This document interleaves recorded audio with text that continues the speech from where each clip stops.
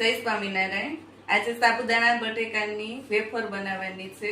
1 kilo સાબુદાણાની બનાવવાની છે। આખા વર્ષ માટે સરસ સ્ટોર કરી શકાય। 1 કિલો સાબુદાણા લીધા છે। રાતે ધોઈને પલાળી દીધા હતા। બધા સાબુદાણા સરસ પલળી જાય ને એવી રીતે હોવા જોઈએ, એટલે તળવામાં એકદમ પોચી બને। એની સામે 1.5 કિલો જેટલા બટેટા બાફીને લીધા છે। એને આપણે આમાં મેશ કરવાના, એટલે ગાંઠા ન રહે। મરી અને આદુ મરચાં, મીઠું, મરીને અને આદુ મરચાંને પેસ્ટ બનાવી લેશું। પાણી 1.5 લીટર જેટલું ઉકળવા મૂક્યું છે।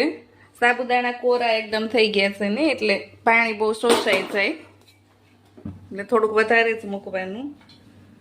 ઉકળતા પાણીમાં આપણે આદુ મરચી અને મરી,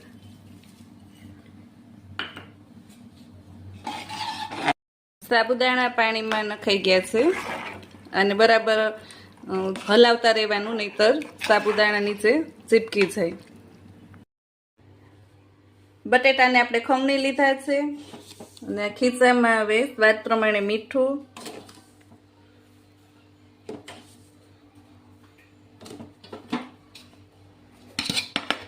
અને બટેટા એડ કરીને આને અડધું પાકી ગયું છે। હવે બરાબર પકાવશું। હજી આને ટ્રાન્સપરન્ટ થાય ને સાબુદાણા ત્યાં સુધી રહેવા દેવાનું। ખીચું તૈયાર થઈ ગયું છે। હવે આપણે એને પ્લાસ્ટિકની કોથળીમાં અથવા તો સંચામાં ગમે એમાં ભરી શકાય, અને પ્લાસ્ટિકમાં જ સૂકવવી પડે આને, એટલે ચીપકે નહીં। અને અહીંયા માલા લખી રહી છે। શું લખે છે બેટા? નંબર નેમ લખે છે।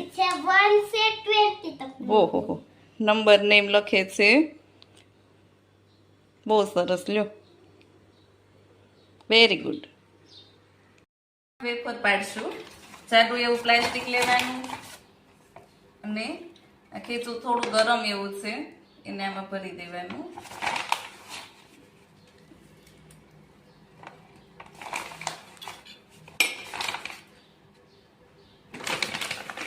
કોન શેપ જેવું કરવાનું, એટલે પાડતા બરાબર ફાવે। થોડો કટ લગાવી દેવાનો। હવે અહીંયા આવી રીતે વેફરને હવે આપણે બધી વેફરને આવી રીતે ગાંઠિયો પાડી લેવાનું।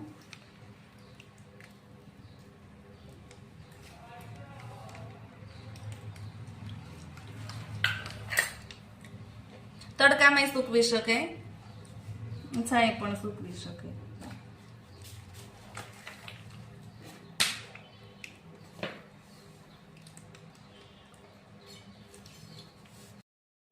ફક્ત 30 જ મિનિટમાં આપણી આ વેફર પડાઈને તૈયાર થઈ ગઈ છે। હવે આને સુકાવા દેવાની। આ વેફરને મેં તડકામાં આખો દિવસ સૂકવી લીધી છે અને અહીંયા તળવા માટે તેલ ગરમ મૂક્યું છે। હવે આને તળી લઈશું। એકદમ ફૂલેલી અને સફેદ એવી સરસ મજાની આપણી વેફર બની છે।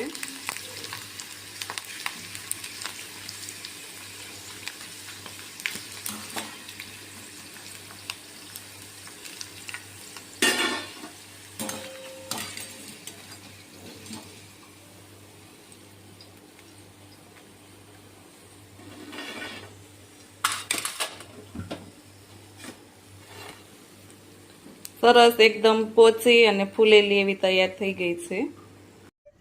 આ છે ને રેસીપી તરબૂચની ના તરબૂચની રેસીપી, એટલે આ તો તૈયાર હોય, આમાં કઈ રસોઈ તો બનાવવાનું ન હોય। તૈયાર જ ખાવા। હમણાં તાપમાન વધી ગયું છે અને તરબૂચ તો રોજ સરસ મજાના વેચાવા આવે છે, એટલે તરબૂચ હમણાં ક્યારેક ક્યારેક ખાઈએ તો મજા આવે। હા, ઠંડુ હોય ને ફ્રીજમાં મૂકેલું। મારા બા પણ બેહી ગયા છે। કેમ છે બા? મજા, તરબૂચ ખાવાની મજા. સરસ મજાના તરબૂચ હમણાં તો બહુ જ આવે છે રિક્ષાઓ। હા, રિક્ષાઓ લારીઓ ને બહુ મસ્ત મજાના તરબૂચ। આ તરબૂચની રેસીપીમાં તો કઈ રાંધવાનું તો હોય નહીં, સુધારીને ખાવાનું જ રે। હા, હા, સરસ મજાના તરબૂચ આવે છે, ગળ્યા મધ જેવા। શું બનાવ્યું સાહેબ તો? આજે મગનું શાક। વાહ, રેસીપી બદલી છો ભાઈ. અને ભાત, ભાત ભાત એમ ને? હા હા, મગ ભાત. સરસ મજાના મગ ને ભાત બની રહ્યા છે ભાઈ આજ તો રેસીપીમાં. રોટલી બનાવશું. હા, મગનું શાક, ભાત અને રોટલી. અને કોમેન્ટ પણ સારી સારી આવે છે. આ બધી બહેનો કોમેન્ટ બહુ સરસ કરે છે. ઈ કે ભજીયા ખાવા આવું છો તો આવો, આ બાજુ આવો તો જરૂર ને જરૂર પધારો. અમારે 3-4 જણ શાકભાજી દે તો હોય વાહ, જ. ભજીયા ને ઢોકળા, એવું જો દેશી રોટલા ઢોકળા રોટલા ઓછા હોય ને જાજો આવું હોય. અને રોટલા હાંજના રોટલા જ હોય. બપોરનું ખાણું આવું હોય.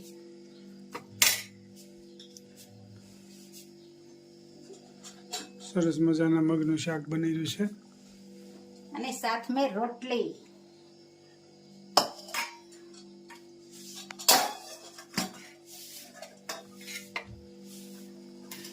કુકર ખાલી. આમાં મગ બાફા હતા.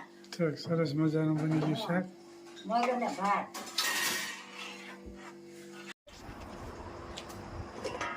સરસ મજાનું મગનું શાક તૈયાર થઈ ગયું છે અને જમવા પણ બેસી ગયા. કેમ બન્યું? શાક મસ્ત બન્યું છે. આટાણે તો ખાવા જ મળવાનું હોય ને. 12:15 બજી ગયા. અને અથાણા તો પાર નહીં. હા, જોઈ શકો છો. પાપડ ને ગાજર ને કેરી ને મરસું ને બીટ ને હળદર ને ખાખડી અને મસ્ત મજાની ઠંડી છાશ અને ભરપૂર મસાલા ડબલ્યું હતું ને તૈયાર સાથે. નાખવું પડે વધઘટ થાય તો પછી. વધઘટ થાય એટલે નાખવાનું. આટાણામાં જીરુંની જરૂર છે. મસાલા વાળી છાશ. અમારા બા પણ બે ગયા. કેમ છે બા? મગનું શાક અને ભાત. જય સ્વામિનારાયણ. સારું છે ને? મિત્રો જય સ્વામી. ખૂબ લાઈક કરી રહ્યા છો, ખૂબ શેર કરી રહ્યા છો, ખૂબ સબસ્ક્રાઇબ કરી રહ્યા છો. આપનો ખૂબ ખૂબ આભાર. તમામ વિડીયો જોતા એને બધાને જાજાથી જય સ્વામિનારાયણ. એક સરસ મજાનો નાનો એવો પ્રસંગ કહી દઉં.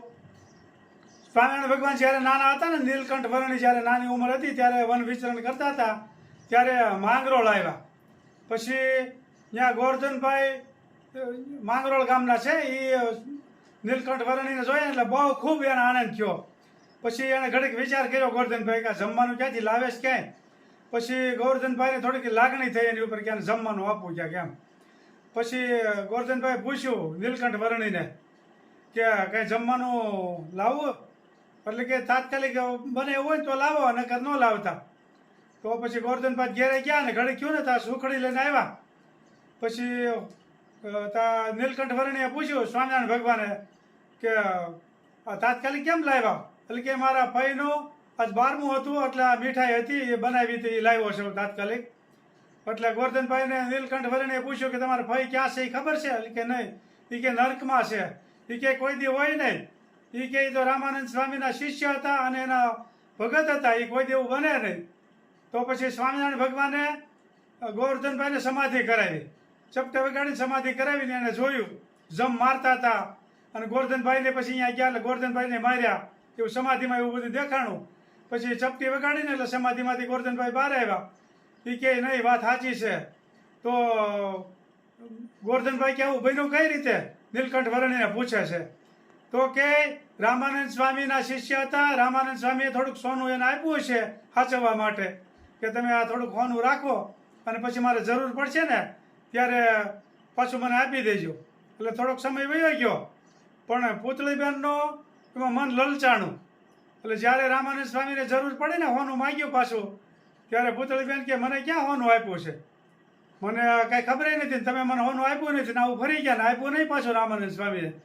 એટલે રામાનંદ સ્વામી કહે કે ચોરીનો કર્મ કરો ને એ બહુ ભોગવવું અઘરું છે, એટલે લેવું હેલું છે પણ ભોગવવું ખૂબ અઘરું છે. એટલે તમે પાછું પ્રેમથી આપી ગયો અને પછી તમારી ઈચ્છા. તો પૂતળીબેન એકના બે નો થયા, ઓનું પાછું ન આપ્યું. એ કાંઈ વાંધો નહીં. પછી એમ ધીમે ધીમે કરતા એની ઉંમર થઈને મૃત્યુ પામ્યા એટલે નર્કમાં ગયા. પછી આવું જે ગોવર્ધનભાઈને સમજાણું. પછી સ્વામિનારાયણ ભગવાનને પ્રાર્થના કરી કે હવે આનું શું કરવું. તો કે હવે આવું જે ભૂલ કરી છે એ બધી એને માફી માગી અને એવું કર્યું તોય પણ જે ભૂલ કરી તો ભોગવવું જ પડે. એટલે મિત્રો ગમે ઈ, આપણે મંદિરે દરરોજ જતા હોય ને કોઈના જેવો ચોરી કરી હોય ને ભોગ વગર હાલે નહીં. એ પૂતળીબેન રામાનંદ સ્વામીના પાકા શિષ્ય હતા, છતાંય આવી ભૂલ કરી ગયા અને એને ભોગવવું પડ્યું, જમનો માર ખાવો પડ્યો. એટલે મિત્રો ચોરીનું કર્મ સારું નથી. કદાચ ગમે એવો મહાન ભગત હોય ને ચોરીનું કર્મ કર્યું હોય ને તો એને ભોગ વગર છૂટક્યો નથી. એમાં કોઈ ભગવાન કોઈને છોડે નહીં. એટલે ખાસ ધ્યાન રાખવું. જય સ્વામિનારાયણ.